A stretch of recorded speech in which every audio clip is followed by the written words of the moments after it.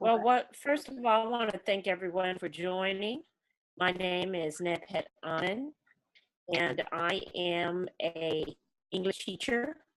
I teach advanced placement, and I taught international baccalaureate.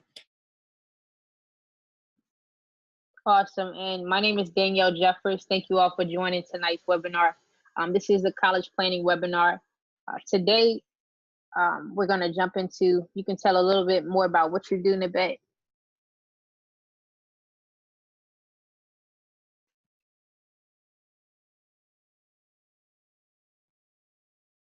Hello? I think we lost her.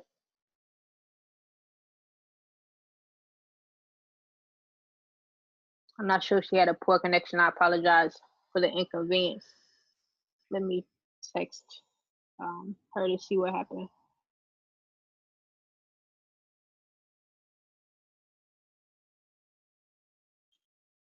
Okay, she just came back on. Awesome. I think we lost you for a second. Nebhet, are you able to? Yes, I'm sorry. Had a little computer glitch there. Okay, no worries, no worries. Yes. So I specialize in writing. Also, I'm a grant writer. I assist also students with fellowships and assistantship awards for Ivy League schools and Division I schools.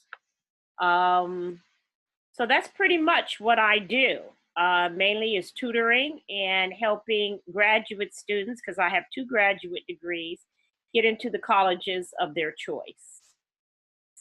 So Danielle is the expertise with the scholarships, and I help graduate students with scholarships, but my main focus is tutoring, helping you with essay writing, and things of that nature for scholarships. Awesome. And my name is Danielle Jeffers. I'm the founder of Doe 4 Degrees LLC. Doe 4 Degrees is a scholarship coaching company where we teach students how to earn scholarships to go to college and graduate debt free. I am also a senior at Virginia Tech. I'm a native of Danville, Virginia, which is Southern Virginia. It's right on the border of North Carolina. My major at Tech is multimedia journalism with a minor in entrepreneurship. I'm currently studying at Tech debt free. I've earned more than $200,000 in scholarships and been able to help more than 50 students and their families earn over $160,000 in scholarships. Tonight, Nebhet, if you want to jump into our purpose and tell them what we're going to do tonight. Yeah, so tonight we are going to be looking at college choice, which is very, very important. You know, your college choice really connects with who you are and what you want to do, your goals and objectives as far as education, the college application, which is also very important, saving for college, the FAFSA form, and undergraduate and graduate money for college.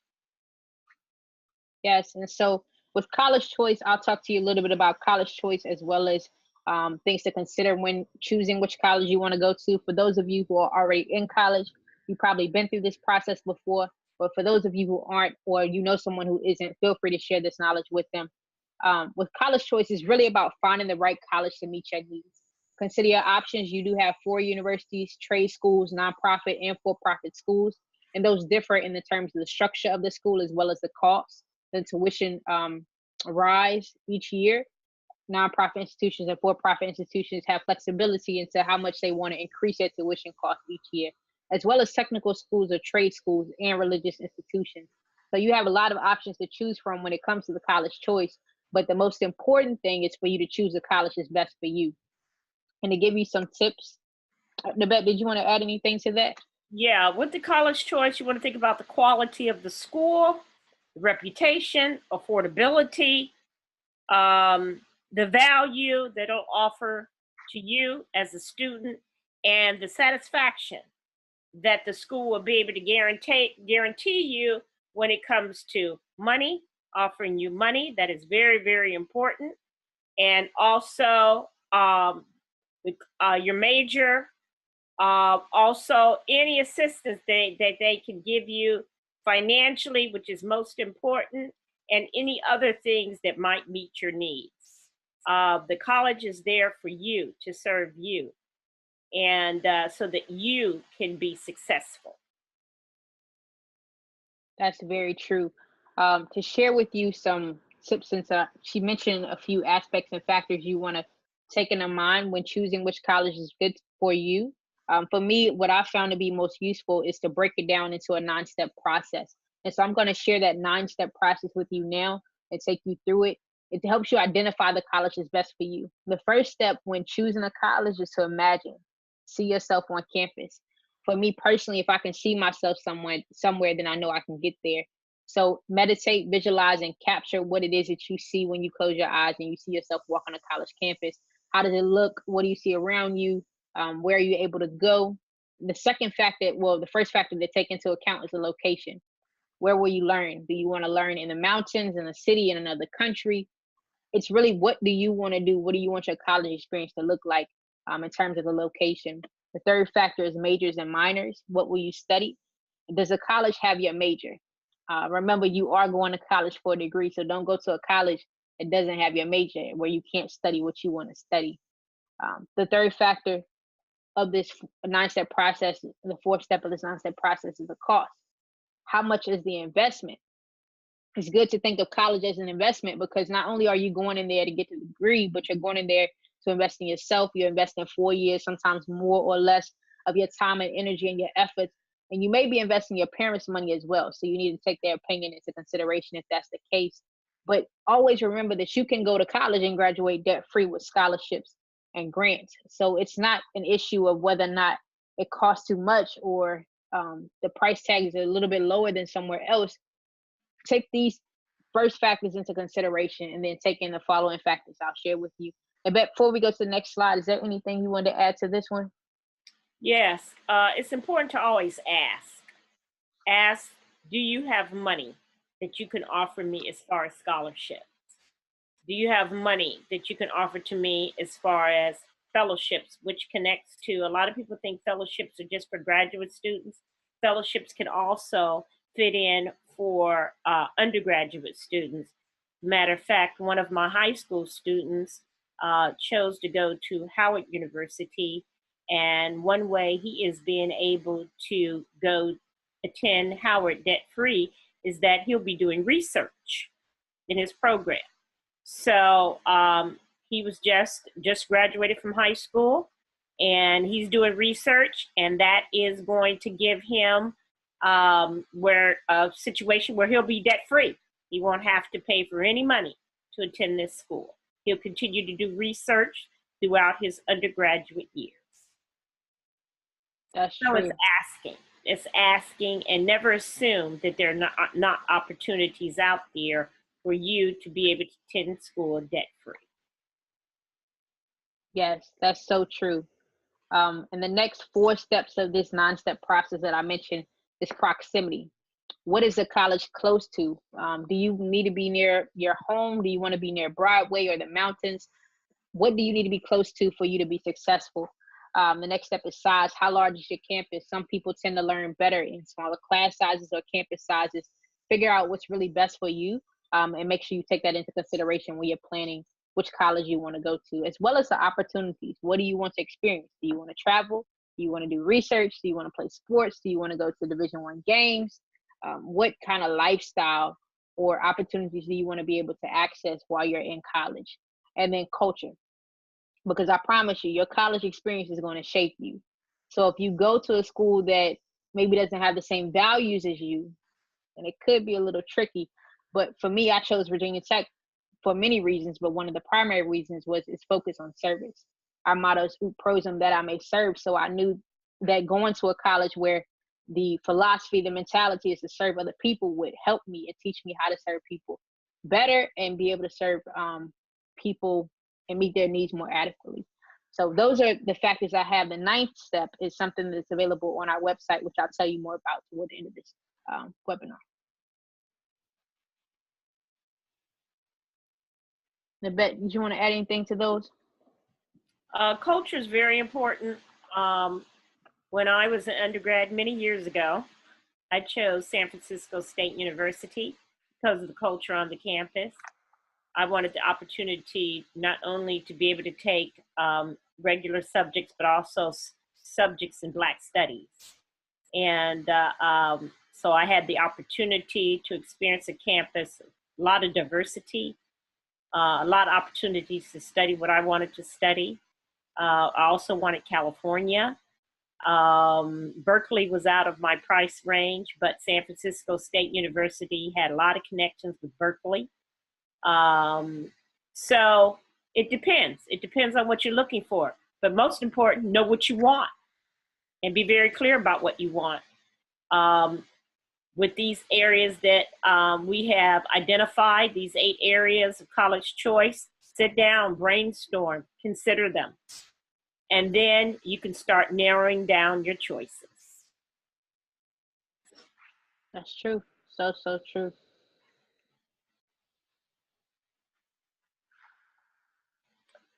Okay, the college application. College application is more than what meets the eye. Not only do you have to pay for that college application, and that's why I said narrow down your choices, because you can end up coming out of pocket for a lot of application fees. So you want to look at these applications before you start to fill them out and send them out.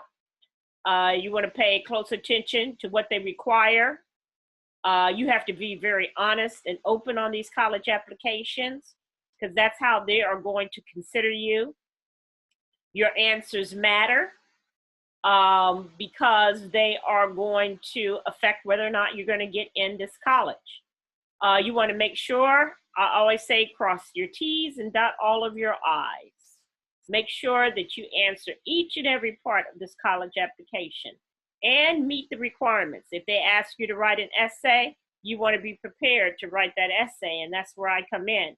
Many times I have seen students not directly answer the question on these essays. Also, these essays, you want to bring out your very, very best. You want to look like you are going to be one of the best students that has a broad imagination, has really been active throughout your high school years or after high school, something that's going to make you look outstanding. There are a lot of people that definitely want to attend the Ivy League schools and the Division I schools because of the opportunities and what it can offer you once you graduate. So if you're looking to get into one of these schools, you want to make sure that your college application looks good and that it makes you stand out amongst all of the other students. You want to be truthful. Don't make up things to try to make yourself look good. So that's why it's very important now to consider what you're doing at all times. And these colleges are going to look at every aspect of what you have, like I said, been doing, not just your grade point average, but outstanding talents. I worked in Dubai, UAE, Dubai, and I had the opportunity, I was working with Princeton Review, and I had the opportunity to meet with many of the colleges, MIT, Harvard, Yale, and grade point average, SAT scores, that's becoming obsolete. They are more interested in who you are and what you're doing, period. Your mission, your goals, your objectives, any outstanding talents that you may have. They look at that when they're getting down to the wire on the last few students they're going to allow into the program, how multi-talented you are. You have to do a video for many of these schools and present a video. So any extraordinary talents, anything that you can do to make yourself look good, is very, very important when it comes to your college application. A lot more than what meets the eye, than that, just that form. That's so true. Just to add to that, it's really a reflection of who you are.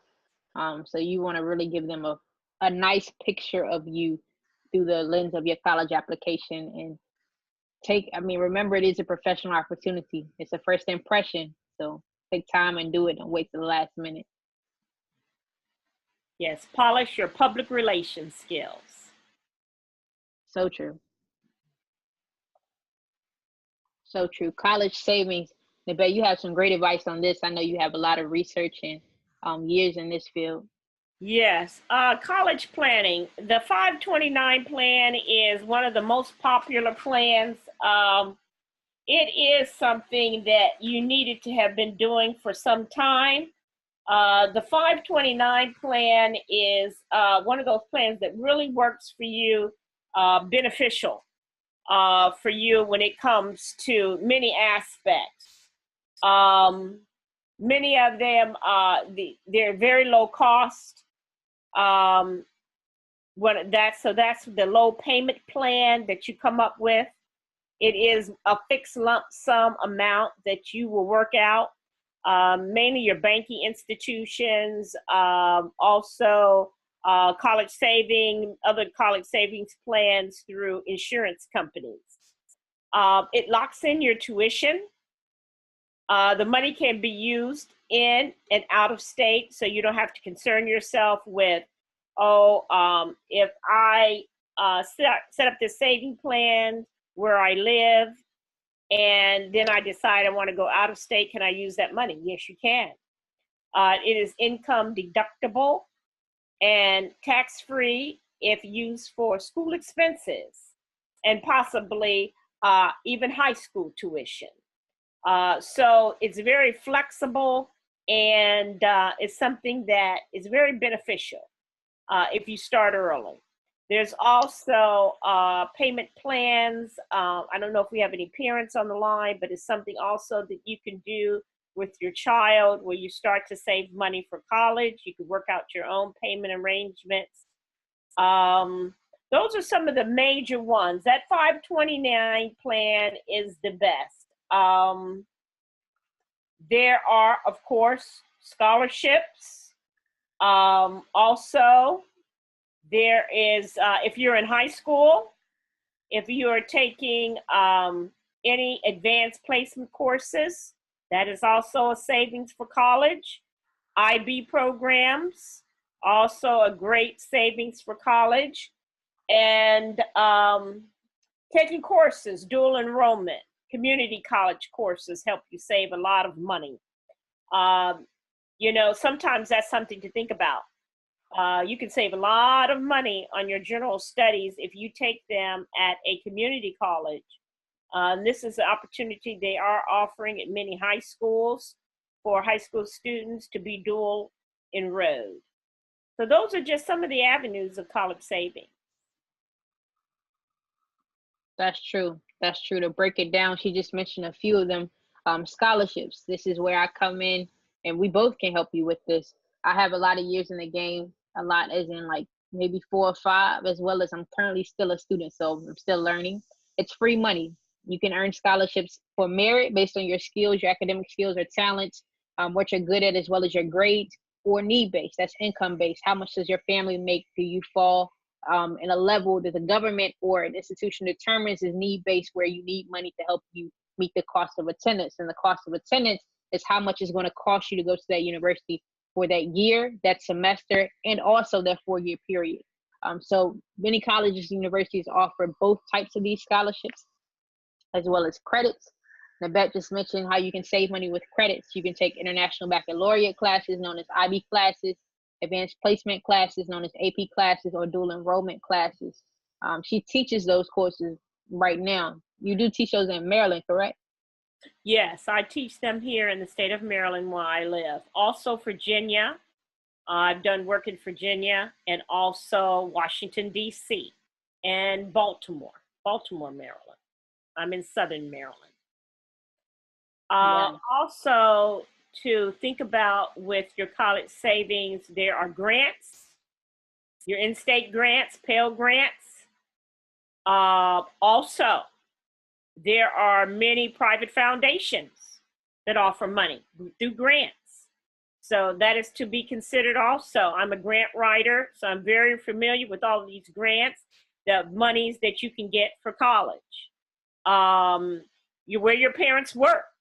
If your parents work for, I don't know if there's a Ford Motor Company around here, but there's Coca-Cola, there is Amazon, there is Walmart, Blue Cross Blue Shield, many of these large corporations offer savings plans, and they offer scholarships. So it's not a question of, can you get a scholarship? It's just a question of, are you willing to put in the work and work with us to help you get the money? Because there are so many means of funding. And I do know that a lot of these scholarships from the years in which I've done college planning with Granting Hope, which was a company in Durham, North Carolina that I worked with, and I found out that a lot of this money goes back to foundations, businesses, corporations, because students just don't apply. So take advantage of these opportunities. You don't have to pay. You don't have to be burdened with all of this debt. And it's best not to be, because it is increasing. The cost of going to college is increasing. You can end up paying as much as $1,000 a credit hour. So start now making wise decisions for yourself. And what I love about Danielle is that just because you're already in college right now and you're starting to accumulate debt does not mean that you can't get some scholarships while you are in college. So there's many opportunities out here. Just be open-minded and ready to take advantage of these opportunities and put in the work. Everything requires a little work, but I'm here to help you with essays, and Danielle is here to give you all of the opportunities of scholarships that fit you and your needs. That's so true. Just to add to that, with the dual enrollment courses, when I was in high school, my junior and senior year, which is 2014 and 2015, I took dual enrollment courses, which meant I spent half of my day at a college level institution. I was taking classes from my local community college in my hometown of Danville, Virginia. And during that time period, it was an off-site location called Governor's School. So I went there for the first half of the day for maybe 3 or 4 hours and took some classes, including my math and my science, my research class and English class. And then I would come to my high school that I was actually graduating from in my hometown and take the rest of my courses for my advanced degree, which included, I think, my history class and electives or something like that. And that put me so far ahead of the game, because without that experience, I wouldn't have been able to come to Virginia Tech and have 49 transfer credits and be able to graduate, well, be technically able to graduate a semester early. And I could tell you more about my story and the tips and tricks I learned from taking dual enrollment courses, as well as taking one AP class after this webinar. But right here, you see savings plans, any age, created by the parent and student in the comfort of their home. We both stress the importance of this is teaching your child how to manage their money. And if you're not the best person at managing your money, we'll be more than happy to teach you how to manage your money as a student or a parent and help saving toward your student going to college. I know I can speak from my experience. My mother, she was a banker, and she helped me save $1,000 of my own money as a kid up until the time I graduated from high school. And I had that my freshman year of college. And that put me ahead of the game because I was able to go there and not have to ask her or my father for money or any family member for that. So they really taught me the value of saving for money and being able to cover my expenses as they come in college. So all of those things are important and can help you avoid loans as well as come out of college in the green instead of the red. Yes. Okay, the FAFSA form. Very important, very critical.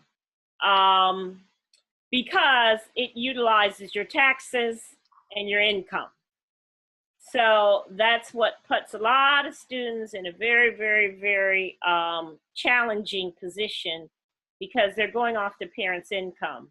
And as we well know, middle class incomes, even upper middle class right now, they're not able to even meet a lot of the demands when it comes to just household expenses. So for the parents, your parents to have to come out of pocket to help you pay for your college education, because this FAFSA form, you really didn't consider all of the things that you could do as far as being able to look good, look a little bit better, and be able to get more money. So the FAFSA form is just that. It tells you, after you fill out this form, what you qualify for, how much money you're going to get. The parent with the highest income is the one that fills out the form. A lot of times parents think, well, I don't make as much money as my husband, so I will fill out the form and use my income. No, that's not how it works. If your father makes a lot of money, then it is based on his income. This information is passed on to the colleges, the ones in which you file an application with. This FAFSA form follows that.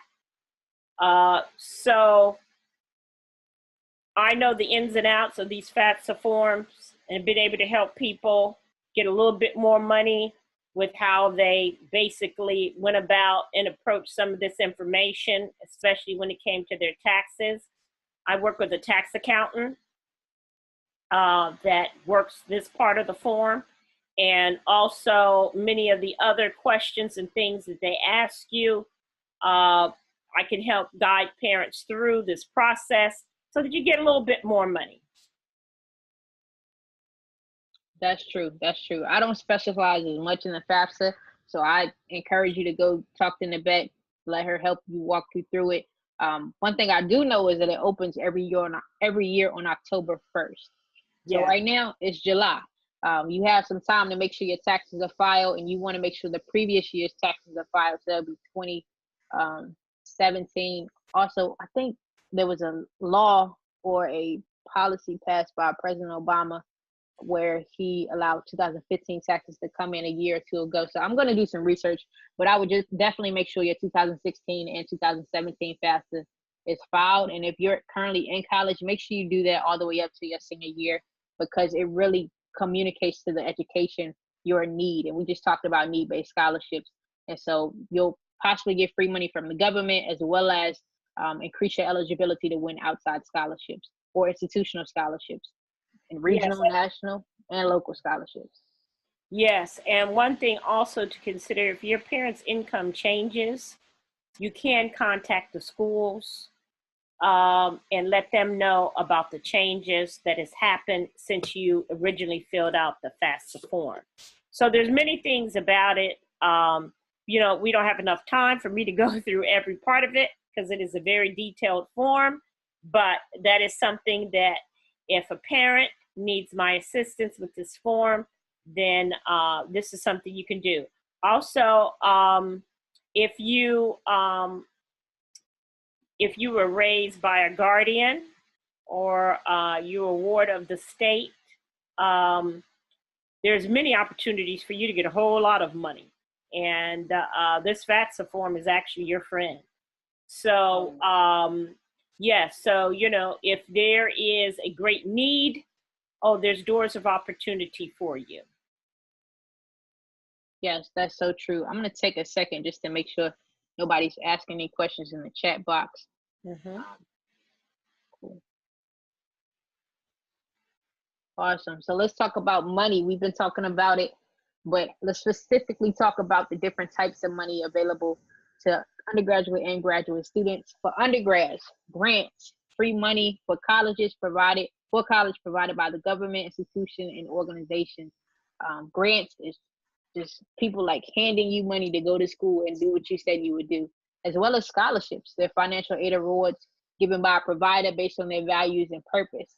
You can see a scholarship from maybe someone who did well, they're from your hometown, and they want you to apply for the scholarship and write about your philosophy on hard work and diligence. Like, that's something they value, but then they want you to speak on it yourself, and you possibly could win an award. And that's what I specialize in teaching people how to communicate their stories to the scholarship providers to increase their chances of actually earning a scholarship. If you can't tell your story, then it's going to be harder for you to earn a scholarship. But if you can tell your story with vulnerability, transparency, and also an open mind and willingness to let them know what it is that you want to do, you increase your chances for earning the scholarship. And I have a lot of more tips and advice on that, and I'd be more than happy to share that with you. And I'll tell you more about that in a few slides, but as well as fellowships. You can get a fellowship as an undergrad. I actually have a fellowship right now with the Stanford D School. While it doesn't pay for my education, it's an opportunity that I don't take for granted and I take very seriously. to represent Virginia Tech internationally through the program. And you never know what it could lead to, but that goes back into choosing the right college. What opportunities will be available for you to help you expose yourself to new things, as well as go to college and graduate debt free? Yes, grants are free money. There's databases, many databases of lots of grants that I research. That's what I do is, as a grant writer, is research grants. Grants are a little bit different from scholarships. It doesn't take a lot of effort to get a grant. There's not a lot of, sometimes they don't even require essays. Sometimes they're just looking for certain particular special things about you and what you're going to major in. Environmental science, there's lots of grants out there right now for environmental science.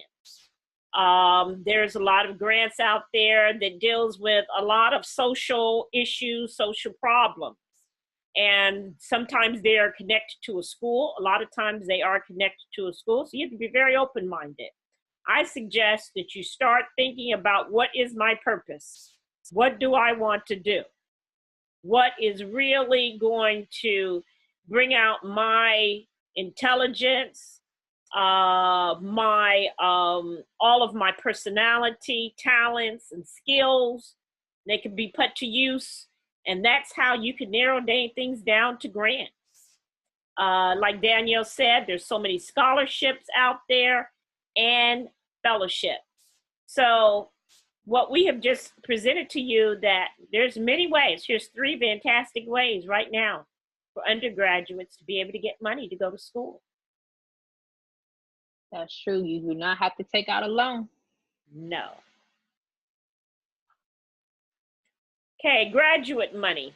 I want to say you should not have to pay to go to graduate school at all. There's so many opportunities. I have 2 graduate degrees, and they were both, for me, one was very low cost, one was no cost. I have a master's degree in education. I went to the school. First of all, I wanted urban education. It was very important for me because I knew I wanted to teach in inner city public schools. So I wanted an urban education program as my graduate, something that was going to prepare me for public schools. And I went in and I spoke with the dean, and I said, I need money. I don't have any money. At that time, I had my son, so I didn't have any money at all. So she said, well, we have scholarships right now. And this is money for minority students. We want to get more minority students into teaching in public schools, inner city schools.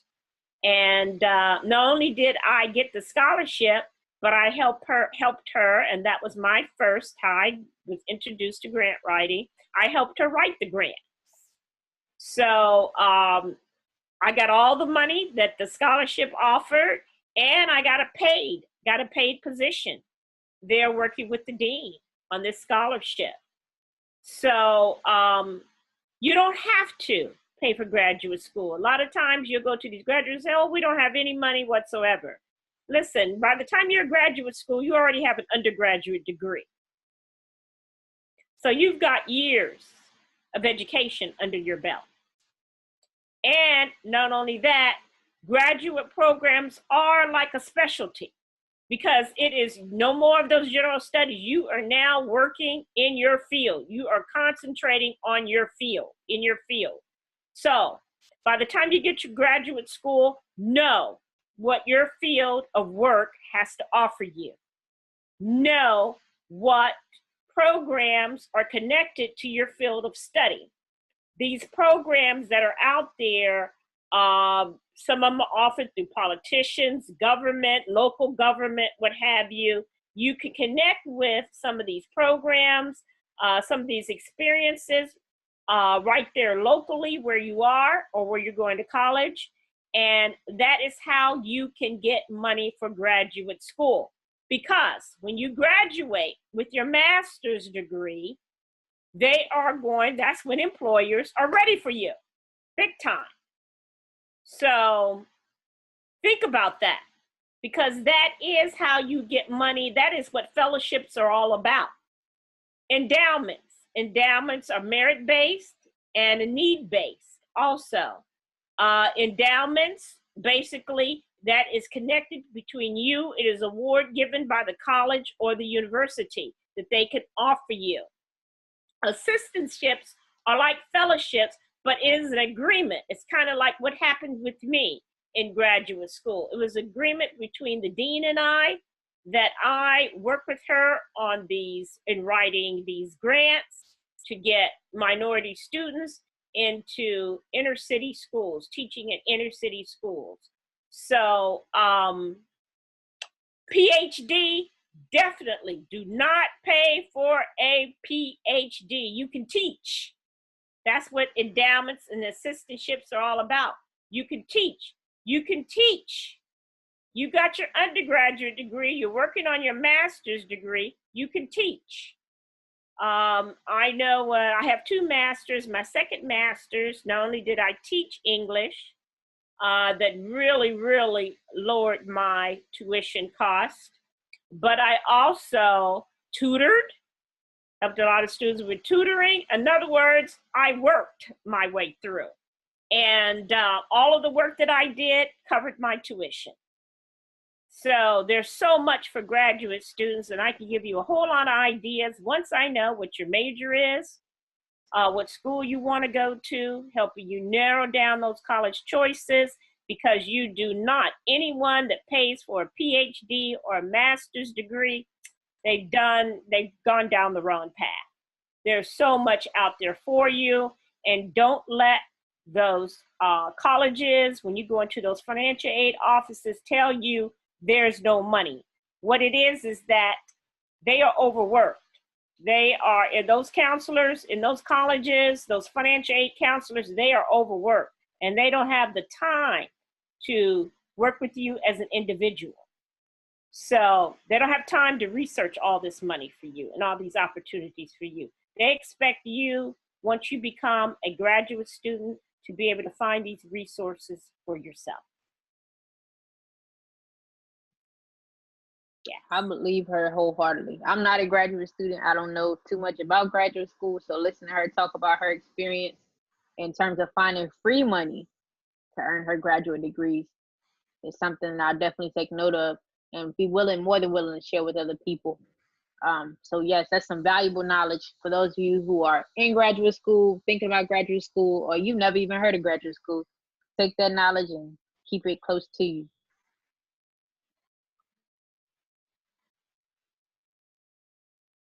Yes, so it looks like my slide is up here again. The only thing that I haven't mentioned, and it's kind of off the subject of this, but if you already have debt, I can help you with loan forgiveness services.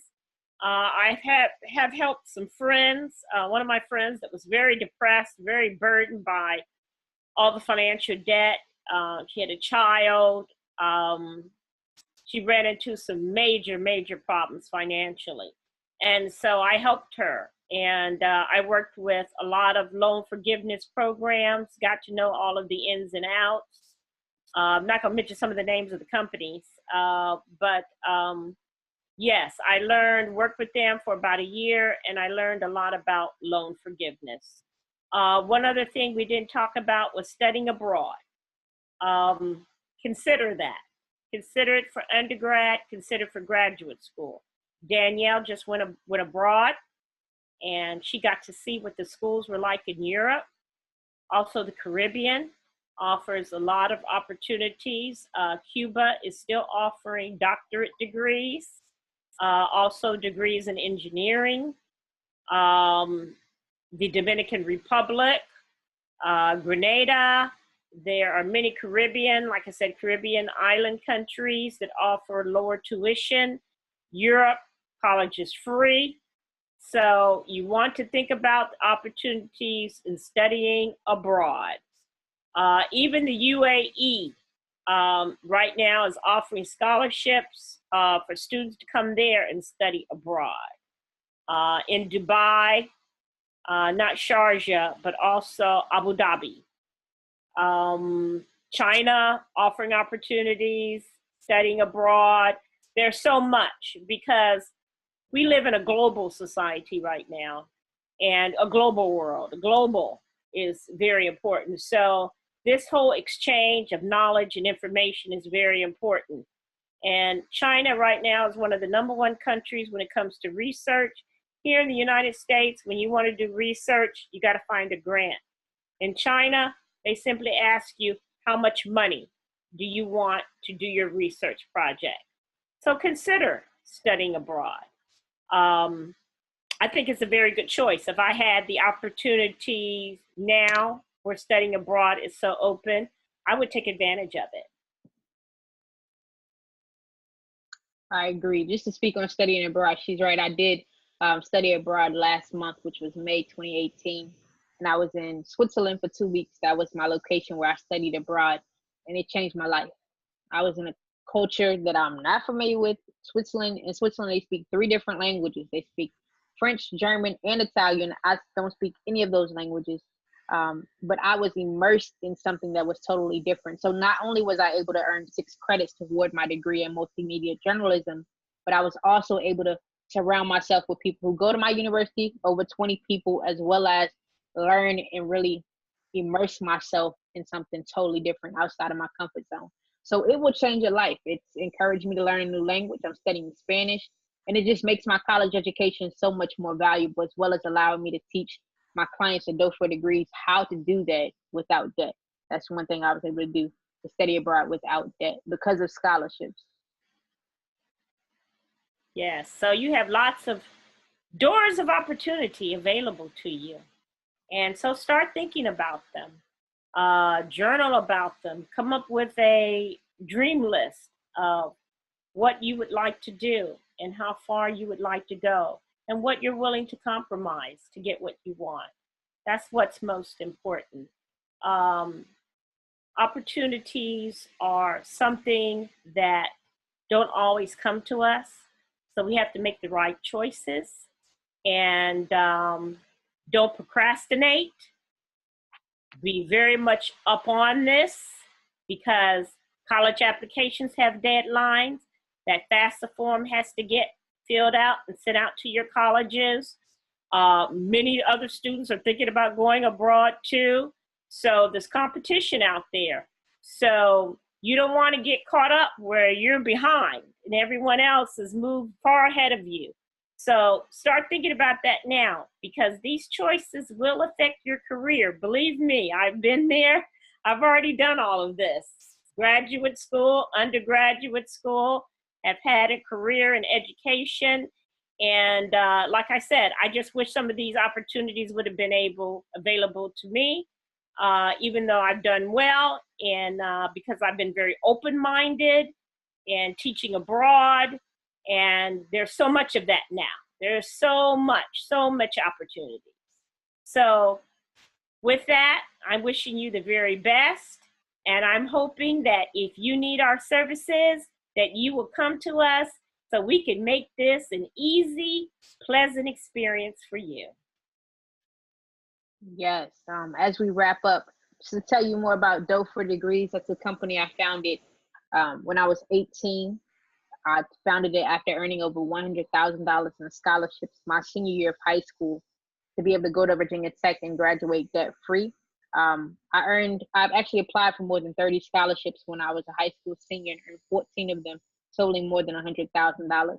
And so I came to Tech and met people who didn't have the same experience. They didn't have the same story. Some of them were actually taking out tens of thousands of dollars in loans every semester to study at Virginia Tech. And I started coaching and helping people and saw the true need for scholarship education. That led to Dough for Degrees. It's been growing, and it's been growing with the help of many people, including my sister and my mentor. And so we teach students how to earn scholarships to go to college and graduate debt free. We have free downloads on our website with scholarship tips you can check out. Blogs, we're working on videos, as well as question and actions. It's different than question and answer in the sense that you ask the question and we don't just answer it, but we also give you action steps to help you move forward. So if you have any questions, feel free to follow us on social media, Facebook, Twitter, and Instagram at Dough for Degrees. And submit your questions via social media. We'd be more than happy to help you. And if you really want one-on-one help with earning scholarships, if you want to invest in the services and products we provide, I encourage you to check out our Scholarship Success Program, where we can teach you how to earn scholarships to go to college and graduate debt-free. We've been using this program to help more than 50 students and their families earn over $160,000 in scholarships. So it's worth the investment, and I promise you it will pay off. Not only will you learn how to earn scholarships, but you'll also get a variety of life skills that can help you. In addition to this, because of this webinar, we released the 9th step that I just mentioned to you a little while back. And when I was teaching you how to actually choose a college, we were teaching you the 9th step is compare and choose. So if you go on Doe for Degrees website and you check out our products, you'll see the first ebook we released called Choose the Right College, 9 Steps to Identify Your College. And you can purchase that for $5. And it's worth the investment because it'll help you narrow down your college options and choose the one that's best for you. With that being said, Q&A, does anyone have any questions?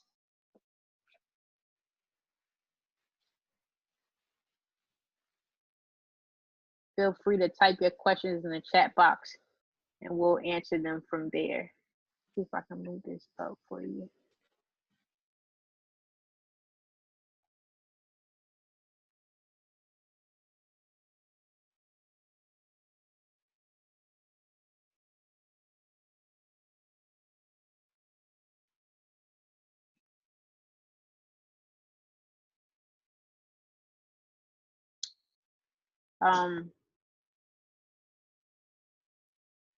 Cool. Nebhet, do you have a question just to maybe while people are thinking?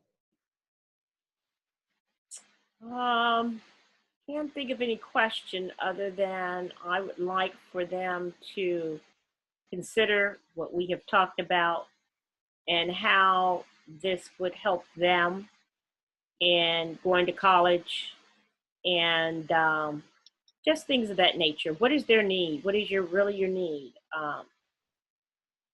What approach would you like to take with your college choices? That's pretty much what I would like to hear.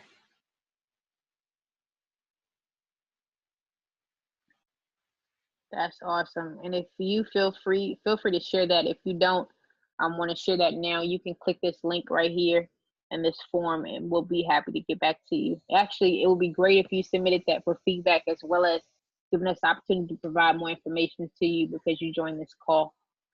So yeah, feel free to check that out.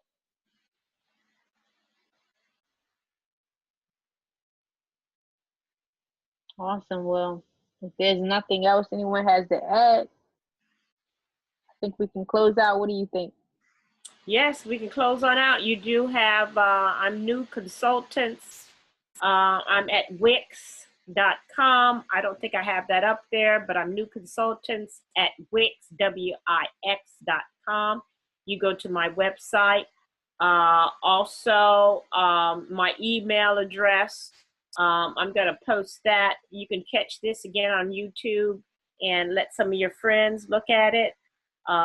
My email address is adjuwa11@gmail.com. That's adjuwa11@gmail.com. So if you have any questions, you can email them to me. Otherwise, once again, I wish you the very best and so much success with your college career. Awesome. Thank you for joining us. Thank you.